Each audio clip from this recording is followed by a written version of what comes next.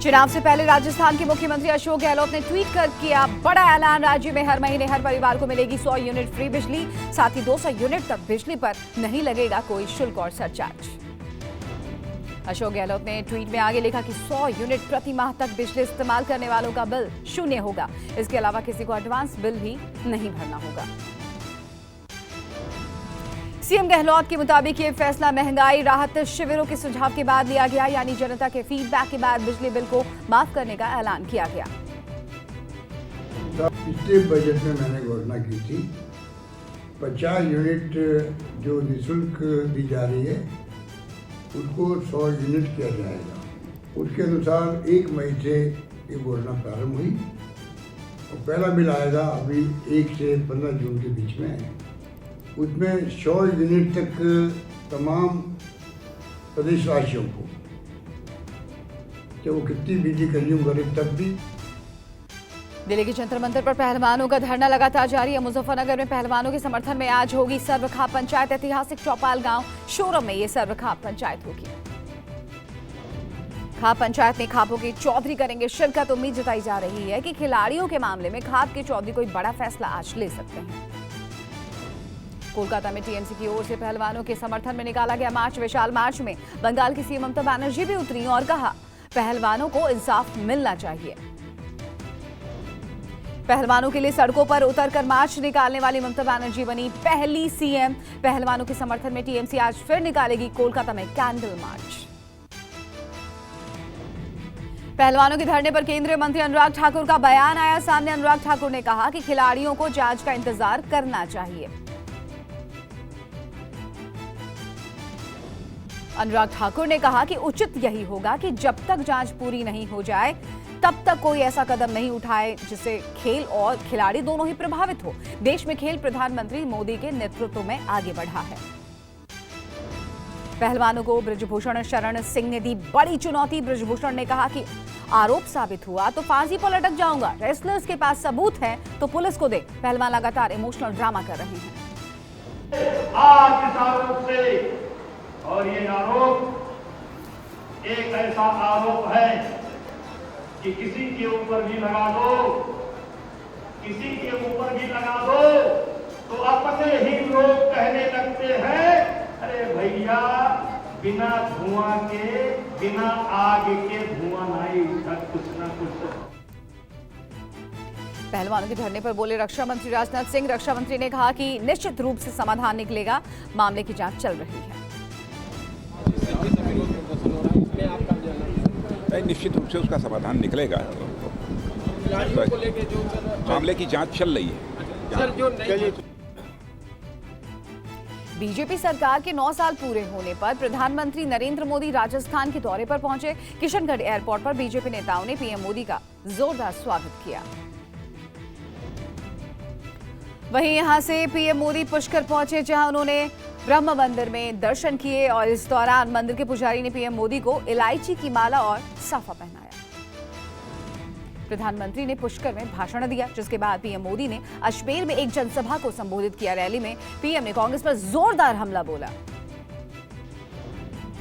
PM Modi ने कहा कि गारंटी देना कांग्रेस की पुरानी आदत है। कांग्रेस की सरकार रिमोट से चलती है। कांग्रेस ने 1 रैंक पेंशन के नाम पर हमारे सैनिकों के साथ विश्वासघात किया।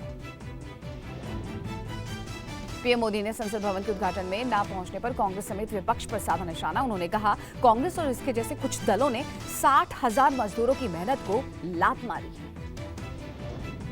नेपाल के प्रधानमंत्री पुष्प कमल दहल प्रचंड अपनी 4 दिवसीय भारत यात्रा पर दिल्ली पहुंचे।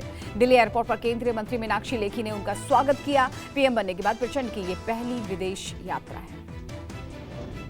प्रधानमंत्री प्रचंड 3 जून तक भारत में ही रहेंगे। आज पीएम मोदी से भी करेंगे मुलाकात।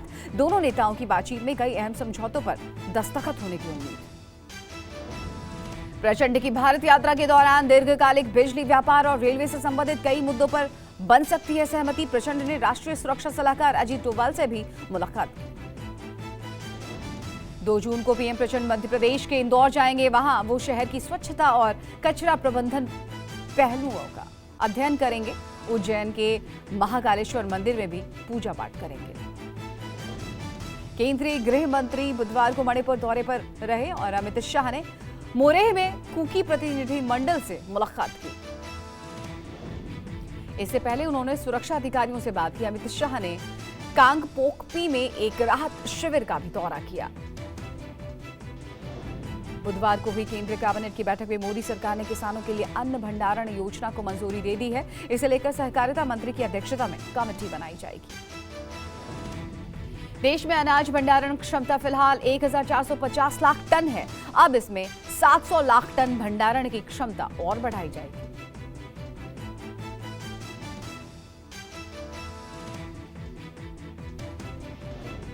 राहुल गांधी ने सैन फ्रांसिस्को में प्रतिष्ठित स्टैनफोर्ड यूनिवर्सिटी में छात्रों के साथ किया संवाद। भारतीय समय अनुसार सुबह 5:30 बजे राहुल ने छात्रों को संबोधित किया। छात्रों से मिलने के बाद राहुल गांधी वॉशिंगटन में संवाददाता सम्मेलन को संबोधित कर सांसदों और थिंक टैंक के साथ बैठक भी करेंगे और अमेरिका दौरे पर आगामी 4 जून को राहुल न्यूयॉर्क में भारतीय मूल के लोगों को संबोधित करेंगे। सैन फ्रांसिस्को में राहुल गांधी ने एक कार्यक्रम में अल्पसंख्यकों को लेकर बड़ा बयान दिया। राहुल गांधी ने कहा कि भारत में आज अल्पसंख्यकों की जो स्थिति है वो 80 के दशक के दलितों जैसा हाल है। राहुल गांधी के एक बयान पर केंद्रीय मंत्री अनुराग ठाकुर ने पलटवार किया। अनुराग ठाकुर ने तंज कसते हुए कहा कि 80 के दशक में कांग्रेस की ही सरकार थी। जिस कालखंड की बात राहुल गांधी जी करते हैं कि 80 के दशक में दलितों पर अत्याचार होता था, अनुसूचित जाति के परिवारों पर अत्याचार होता था, तब देश और प्रदेश में, उत्तर प्रदेश में कांग्रेस की ही सरकारें थी। शायद वो बाहर। अमेरिका के सैन फ्रांसिस्को से राहुल गांधी ने आरएसएस और केंद्र सरकार पर साधा निशाना। कहा बीजेपी और आरएसएस के लोग भारत की विविधता के लिए खतरा। राजनीति को बीजेपी और आरएसएस के जरिए नियंत्रित किया जा रहा है। पीएम मोदी पर तंज कसते हुए राहुल ने कहा उन्हें तो भगवान से भी ज्यादा ज्ञान है। कुछ लोगों को लगता है उन्हें भगवान से ज्यादा पता है। राहुल ने कहा देश में सरकारी संस्थाओं का गलत इस्तेमाल किया जा रहा है, लोगों को डराया और धमकाया जा रहा है। राहुल गांधी ने कहा हमने कश्मीर से कन्याकुमारी तक यात्रा की, हमने नफरत के बाजार में मोहब्बत की दुकान खोली। कांग्रेस में सबके लिए प्यार है, हम लोगों की बात को सुनते हैं। राहुल ने सरकार पर हमला बोलते हुए कहा देश में आज महंगाई, बेरोजगारी, नफरत और महंगाई है, शिक्षा बड़े मुद्दे हैं। सरकार इन मुद्दों पर बात ही नहीं करती। सरकार ने बुधवार को जारी किए जीडीपी के आंकड़े। सरकारी डेटा के मुताबिक वित्त वर्ष 2022-23 में जीडीपी 7.2% की दर से बढ़ी है। पिछले वित्त वर्ष 2021-22 में ये 9.1% रही थी। नए आंकड़े आरबीआई के मुताबिक हैं। केंद्र सरकार के अध्यादेश के खिलाफ दिल्ली के मुख्यमंत्री अरविंद केजरीवाल आज तमिलनाडु के मुख्यमंत्री एम.के. स्टालिन से करेंगे मुलाकात। 2 जून को झारखंड के सीएम हेमंत सोरेन से भी मिलेंगे केजरीवाल। सीएम केजरीवाल ने खुद 2 ट्वीट के जरिए दी स्टालिन और हेमंत सोरेन से मीटिंग की जानकारी। राज्यसभा में केंद्र के अध्यादेश के खिलाफ अब तक कई पार्टी अध्यक्षों से मुलाकात कर चुके हैं सीएम केजरीवाल। आप पार्टी 8 जून को जींद में करेगी प्रदेश स्तरीय कार्यक्रम। इस कार्यक्रम में पार्टी तिरंगा यात्रा का आयोजन करेगी। सीएम केजरीवाल और भगवंत मान भी मेगा रोड शो में हिस्सा लेंगे। पंजाब की मान सरकार का कैबिनेट विस्तार। कैबिनेट में 2 नए चेहरे हुए शामिल। बलकार और गुरमीत सिंह ने ली मंत्री पद की शपथ। जालंधर के करतारपुर से विधायक हैं बलकार सिंह, वहीं लंबी से विधायक हैं गुरमीत सिंह। खुडिया मान सरकार में कुल मंत्रियों की संख्या 17 हुई। हरियाणा के करनाल में भी आज आम आदमी पार्टी के नए पदाधिकारियों का होगा शपथ ग्रहण समारोह। करनाल के डॉक्टर मंगल सेन ऑडिटोरियम में करीब 1150 पदाधिकारी लेंगे शपथ। जून में बिहार में चढ़ेगा सियासी पारा। 12 जून को जहां 18 विपक्षी दल एकजुट होकर पटना में करेंगे बैठक, तो वहीं मोदी सरकार के 9 साल पूरे होने पर बीजेपी बिहार में करेगी 4 रैलियां। बीजेपी सूत्रों की माने तो 4 में से 1 रैली में पीएम मोदी खुद मौजूद रहेंगे, वहीं अन्य 3 रैलियों में अमित शाह समेत बीजेपी के बड़े नेता रहेंगे मौजूद। बिहार के साथ पश्चिम बंगाल में भी होगी बीजेपी की जनसभाएं। प्रधानमंत्री नरेंद्र मोदी, केंद्रीय गृह मंत्री अमित शाह और बीजेपी अध्यक्ष जेपी नड्डा जनसभाओं को करेंगे संबोधित। दिल्ली विश्वविद्यालय के सिलेबस में बदलाव किया गया है। एनएसयूआई के मुताबिक पहले सिलेबस में मुगलों के इतिहास को पढ़ाया जाता था और अब वीर सावरकर के इतिहास को भी सिलेबस में जोड़ा गया है। अकादमिक काउंसिल की तरफ से किया गया सिलेबस में बदलाव। कवि अल्लामा इकबाल को सिलेबस से हटाकर सावरकर को दी गई जगह। नए सिलेबस को एनएसयूआई ने पढ़ने से कर दिया इनकार। योगी आदित्यनाथ ने राज्य में बाढ़ की तैयारियों पर समीक्षा बैठक की। मुख्यमंत्री ने संवेदनशील जिलों के अधिकारियों से वीडियो कॉन्फ्रेंसिंग के जरिए तैयारियों का जायजा लिया।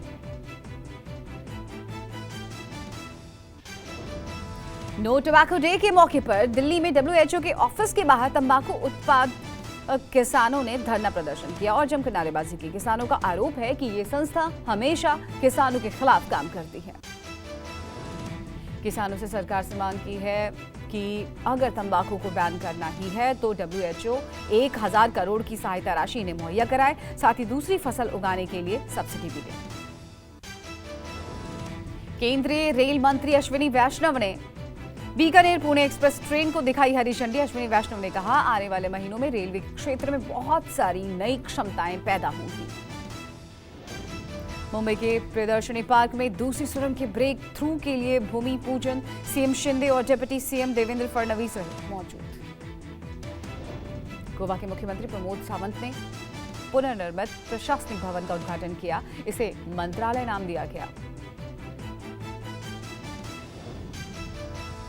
गुजरात बोर्ड 12वीं आर्ट्स और कॉमर्स का रिजल्ट जारी। 73.27% रहा रिजल्ट। लड़कियों ने मारी बाजी। निर्जला एकादशी के मौके पर भक्ति में डूबे लोग। वाराणसी के दशाश्वमेध घाट पर श्रद्धालुओं ने लगाई आस्था की डुबकी। पुरी में सुदर्शन पटनायक ने विश्व तंबाकू निषेध दिवस के अवसर पर समुद्र तट पर एक सैंड आर्ट बनाया। तंबाकू छोड़ने का संदेश दिया। कर्नाटक और राजस्थान के पत्थरों से तैयार हो रही रामलला की मूर्ति। चंपत राय ने कहा, उम्मीद है कि निर्धारित समय पर मूर्ति बनकर तैयार हो जाएगी।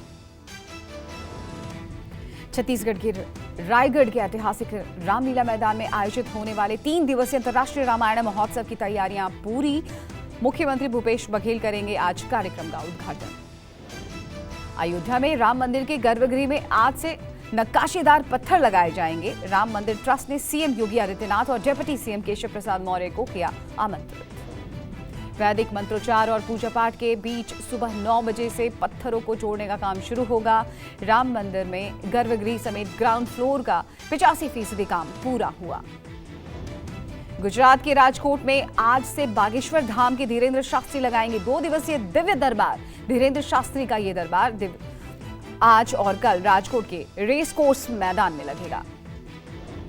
मध्य प्रदेश में आज से मनाया जाएगा राष्ट्रीय गौरव दिवस। प्रशासन की अपील पर राजधानी भोपाल का हर घर आज दीपों की रोशनी से जगमगाएगा। कार्यक्रम की शुरुआत सीएम शिवराज ने बुधवार को इंदौर से की।